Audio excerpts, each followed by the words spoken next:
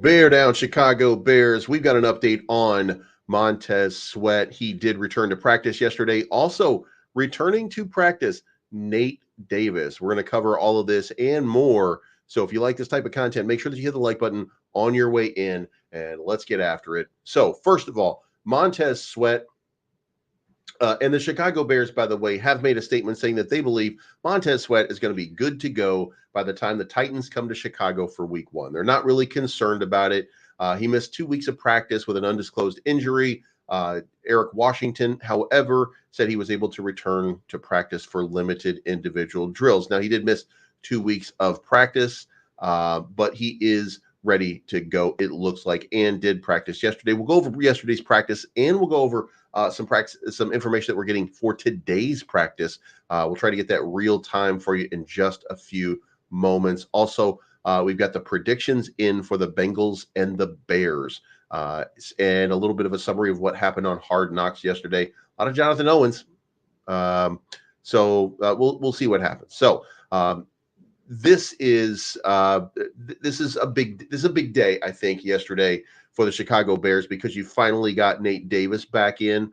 You finally got Montez Sweat back into practice, and Karana Magaji looks like he is ready to start practicing in pads, and he is starting to get ready to practice with the team. So we might be seeing a little bit of depth being created for the Chicago Bears roster right now. It feels like the Bears should be fine-tuning for the regular season right now, considering they reported to camp nearly a month ago, but they received an extra week of camp to get ready for the Hall of Fame game. So a little extra time to get to get ready. They still have over 3 weeks until the regular season begins, so there's plenty of time to get everything ready to go. So Montez Sweat back in the lineup. Nate Davis. Let's talk Nate Davis. At this point, you've got major NFL people calling for the Bears to bench Nate Davis. Now, the Bears have stood firm at this point with their standing right now that, they're going to give him every opportunity. And listen, I don't like this. However, they're paying him $12 million, and his cap hit is $12 million. So no matter what, he is going to get fully paid, and he's going to be a liability to this roster in the event that they release him. There's no upside to it other than to basically send a message. But in sending the message, you don't have to do that. You just bench him. Now, it is entirely possible that Ryan Bates would have the number one right guard job if Ryan Bates were not also injured. So, we've talked about Ryan Bates before. He does look like the heir apparent that Nate Davis simply doesn't have, whatever it is that we're looking for. Again, he had a 52.9 rate last year, meaning that he was not really he's not really getting it done even when he was here. We could talk about his family. He did have some struggles with his family, with a family member passing away. However, he still didn't perform at a high level. So the good news, though, is that he did return to practice. So that's a good sign. But Kyler Gordon also returned to practice. We're not talking about him today, but he is back. Davis, however, there was a moment where we felt like Matt Eberflus might be saying that Nate Davis he's going to have to earn his job. We got that statement from Matt Eberflus that we need people here practicing in order to be successful. So maybe we're going to see something happening here. A functioning Bears starting offensive line does need a healthy Nate Davis. For as much as the Bears have drawn the ire of Bears, or for much as Davis has drawn the ire of fans this summer, he is still a capable lineman on run protections. His pass protection could be improved, but starting next to Darnell Wright allows for Ryan Bates to serve as the team's starting center. In addition to Davis, there's been progress on Karana Magaji's status. The offensive tackle seems to be ramping up this week with the expectation of potentially returning to practice next week. So it looks like he's going to be next week. We'll see Karan start to really get some reps here. His rookie season with the Bears is always considered a redshirt year, despite being selected by the team in the third round. Now, his ability to return to practice before the start of regular season will likely be enough to keep him on the 53-man roster without him being in an IR designation. So, the interesting thing here is going to be how they address and how they deal with each and every one of these. What kind of example is Nate and the Bears staff sending right now? You know what? How about this? You're into it for 12 million. At this point, what matters the most for Nate Davis is you've already paid him, so it doesn't really matter. So at best, I would say when you get to the regular season, in the event that you give him the benefit of doubt because you're already heavily invested, you give him the benefit of doubt. You start him in week one. You see how he does in week one. If he doesn't do well in week one, you're very quick to bench him and create more rotation at that position. And by the way, I do think that if Ryan Bates had not been injured, maybe, just maybe, this wouldn't even be a conversation that we're having right now, because Nate Davis would be, we'd already be talking about Ryan Bates in the lineup. So it's his job to lose at this point. And I do think that they're going to allow him to lose that job. And by the way, one of the things that there's two ways that you look at this. One of the things is, if you keep him in the lineup just based on his potential or something like that, that's what everybody on the Bears wants. We're thinking about this the opposite. If he doesn't perform, if you give him the opportunity to perform and he doesn't perform, and then you bench him, then the team will look at it much better than if you just say, well, look, you're always injured, you can't be here. And by the way, it's very difficult because we don't know what they're going through, and we don't have anybody on this roster right now. And here's the thing, it's got to come from the team. There's nobody on this roster right now calling out other players for what they consider to be lackadaisical effort or work or anything like that. We don't have that players court, if you will, on the Bears, or at least we haven't seen it yet. So they have to deal with that.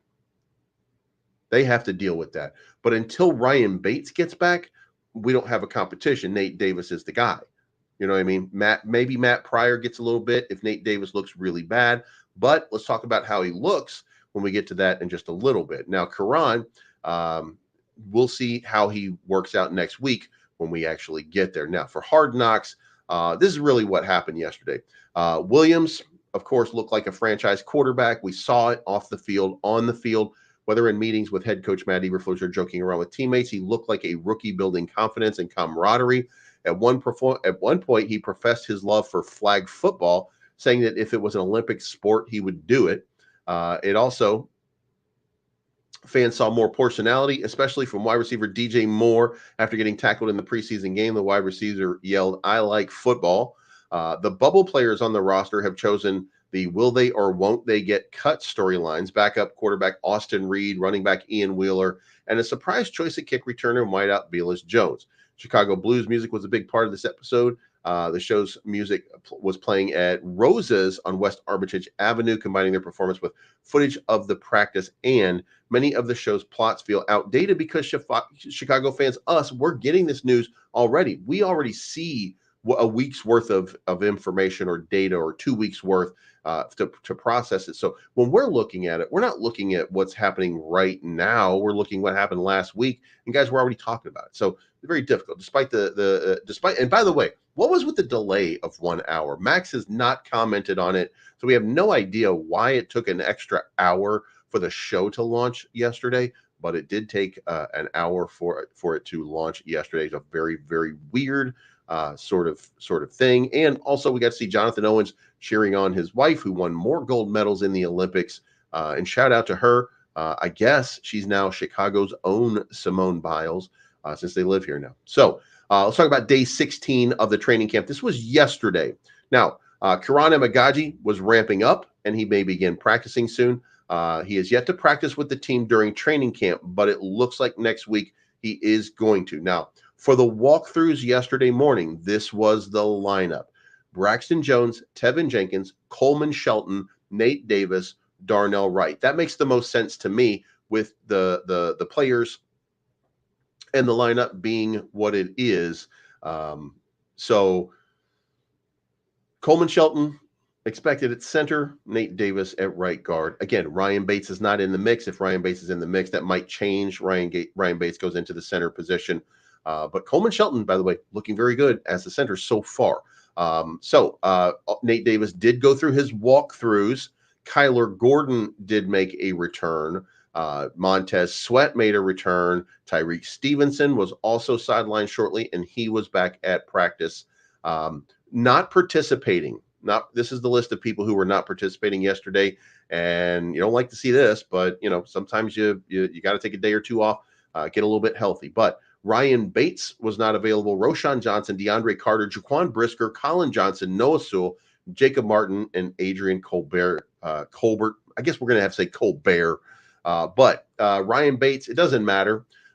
Roshan Johnson, I think it does matter. Jaquan Brisker, it doesn't matter. Colin Johnson, it really matters. Noah Sewell's probably on the cut at this point.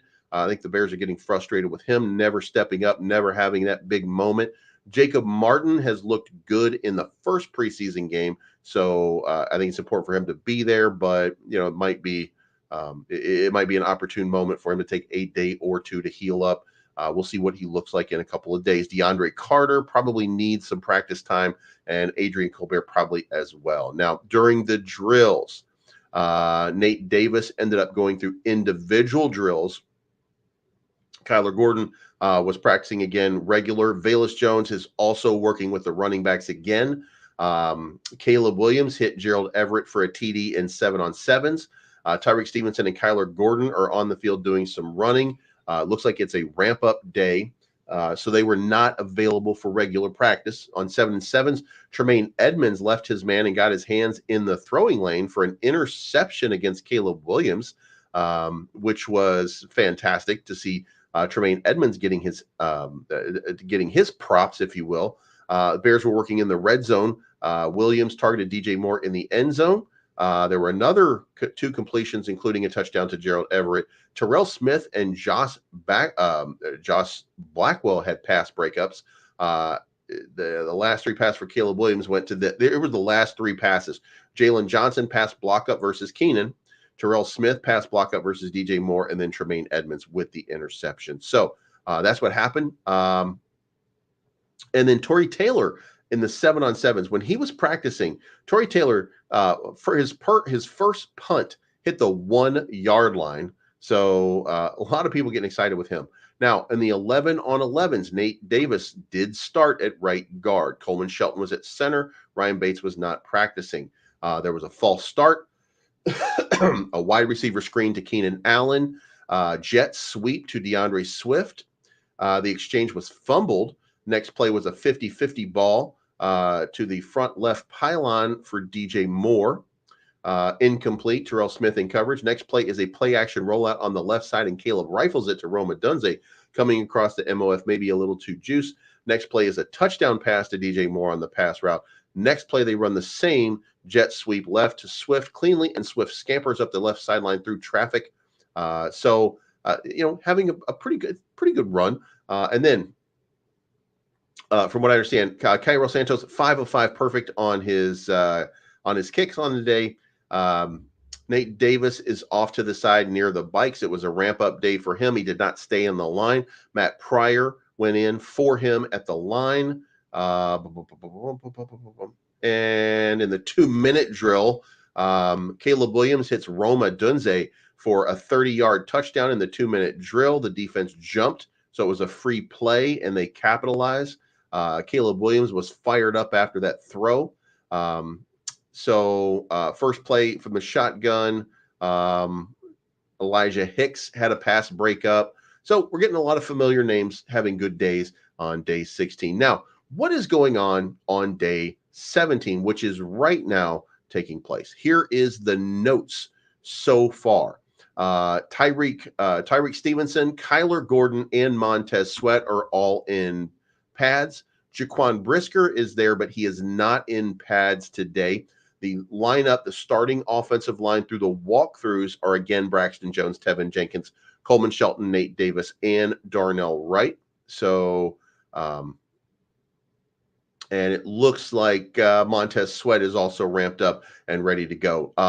Roshan Johnson has appeared. He is taking part in the walkthrough. We don't know if that's going to be They're going to be ramping up Tyreek Stevenson, Jaquan Brisker, and Roshan Johnson. So you won't see them in 7-on-7 or 11-on-11, but you will see them going through walkthroughs in pads today. So that looks like a pretty good thing. Now let's talk about what is the prediction right now that Las Vegas is giving on Saturday's third and final preseason game for the Bears versus the Bengals. And Cincinnati Bengals star Joe Burrow will probably not be playing. And Zach Taylor said he was not anticipating playing starters against Chicago, but he didn't take it off the table for Joe Burrow, that Joe Burrow might have a few throws. So we might see him a little bit, but, who knows?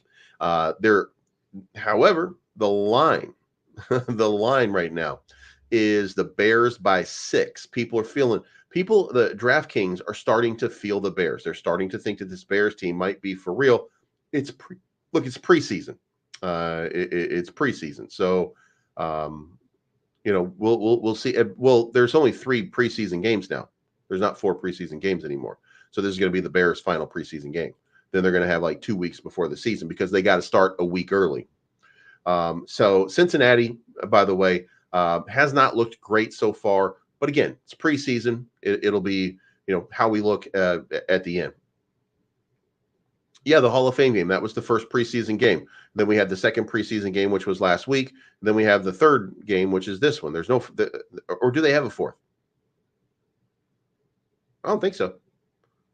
I don't see it on the schedule. Yeah, I don't see it on the schedule. I see 3 preseason games.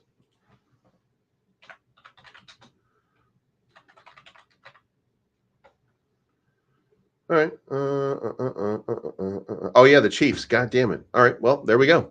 They got 4 games in. Ha ha. I didn't even realize that the Chiefs were on. The Chiefs were on the menu. You know, it'd be good to carve up the Chiefs in that first preseason game. So right now the line is the money line is Bengals 220 plus 220, Bears minus 270. So and the over under right now is 36.5. So that'll be noon in Soldier Field. Now, I don't know. I don't know whether Caleb Williams is going to play today. We'll we get the. He should be playing. It would be my opinion. He should be playing.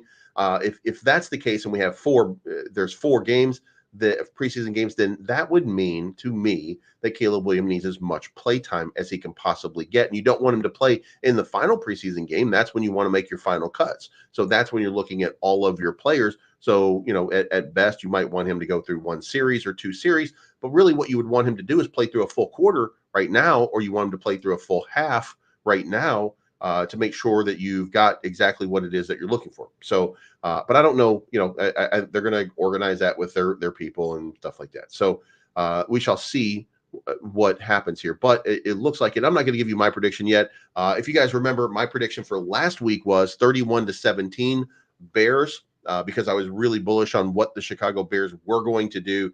And look, we ended up being a little better than what I thought. Ended up winning 33-6, which was a big win against the Bills.